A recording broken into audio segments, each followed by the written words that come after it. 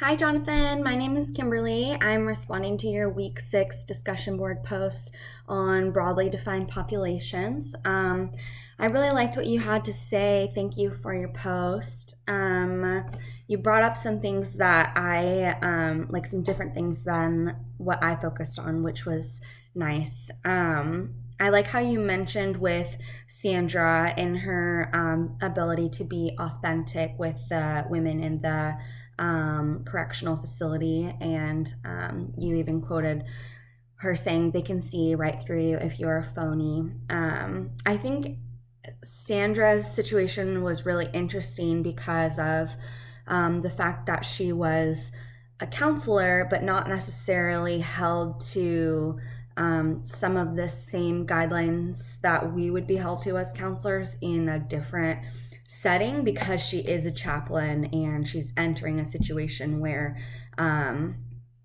it is just a well-known fact that she is there to minister to people, and that is like accepted and okay and tolerable, and like the inmates don't really have a choice, I guess, like to listen to her or not. So that was interesting. But yeah, I just thought it was really cool, but also kind of interesting to me to see that crossover between being a chaplain and a counselor, and how that would look in a different situation like that.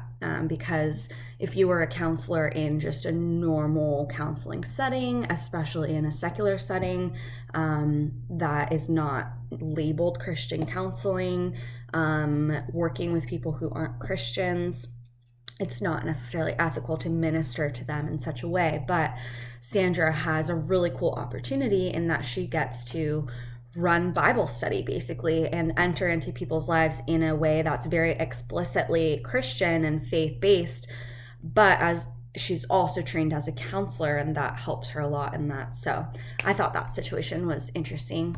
And then yeah, the woman who went through the divorce and the very difficult marriage and trying to work through her struggles, stay with her husband even despite his serious issues.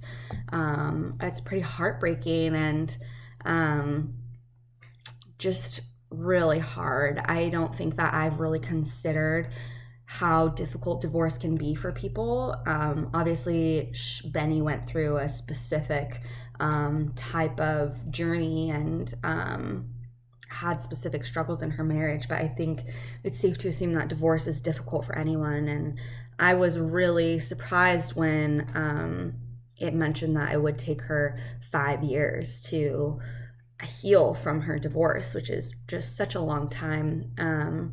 But I also really appreciated how she mentioned and then came to appreciate the fact that her counselor said, like, I wasn't able to give you that information because of client privacy, but also because you weren't ready to hear it. And I personally have been in counseling situations where my counselors have kept things from me specifically because they didn't think that I was ready to hear it. And then years later, I come to an epiphany and realize that that's what my counselor was trying to tell me years ago, but just I wasn't ready to hear it. And it can be frustrating because you're like, well, if I would have known then, what could I have done differently? But I think there's a lot of validity in just in the do no harm and like not presenting things to your clients that they aren't ready to hear.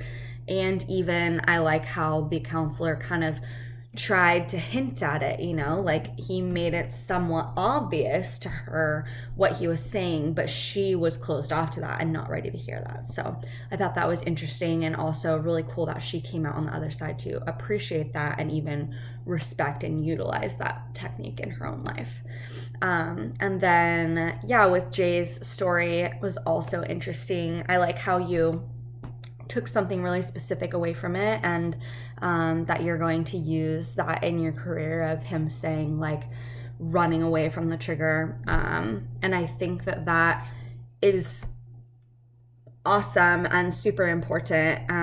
But I do think that it's still important for addicts to take it day by day. And Jay had a really cool kind of leg up, right? That he did have the Lord and had the Lord's strength to run away from those triggers and run away from those situations. So yeah, thank you so much for your post, and I wish you the best in our last few weeks of class.